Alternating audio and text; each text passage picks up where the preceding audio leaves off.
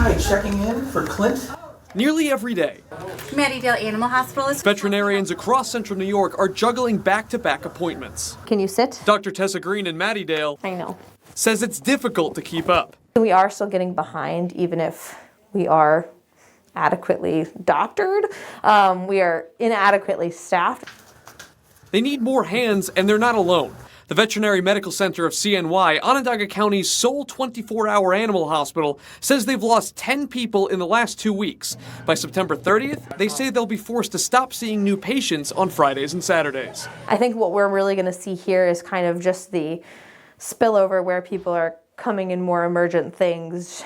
Dr. Green says it means referring more patients to emergency rooms elsewhere in the state, sending patients at least an hour away to spots in Auburn, Ithaca, Rochester, and Albany.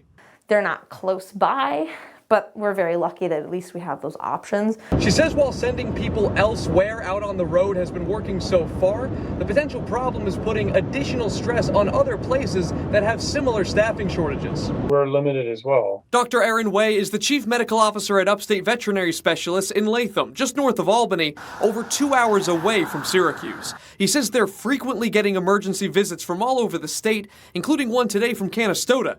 He says they're hitting capacity 2 to 3 times a week. Other days, if we have the staff to handle the caseload, it just may be anywhere between a 6 and 8 hour wait when things are really busy. Data from the American Veterinary Medical Association shows certified vets had a turnover rate of around 25% nationwide in 2021. That's higher than the turnover rates for registered nurses in human hospitals. The organization found practices got busier over the course of the pandemic. Dr. Green says everyone is still doing whatever they can to make sure your pets get the care they need. Students were visibly shaken and upset in the meeting tonight, telling me they feel like their safety was violated and that their emotional needs were not met in the aftermath. We was all just really scared, talking to each other, seeing if each other was okay. Our parents send us there for a reason, and the reason isn't to get harmed. The reason isn't to be put in harm's place. Students at Buffalo School of Culinary Arts and Hospitality Management were joined by community leaders Thursday afternoon to discuss how they're feeling after Tuesday's stabbing at their high school that left a 17-year-old girl injured and the 16-year-old perpetrator in jail for assault and weapon possession. All 3 of the students are friends with the victim. I would say scarred off of her behalf. Just compared to how genuine of a person she is, it was just surprising to hear that it was her that went through that. They say they don't feel like the district cares about their concerns. People check on us, but they don't really ask us how we are. They don't really seem to care. They don't really seem to make it seem as though it was a big deal. Who failed to act on the challenges that was going on with the student? Community activist Sam Radford wants some accountability. When children make mistakes, we hold them accountable. So what do we do when adults make mistakes?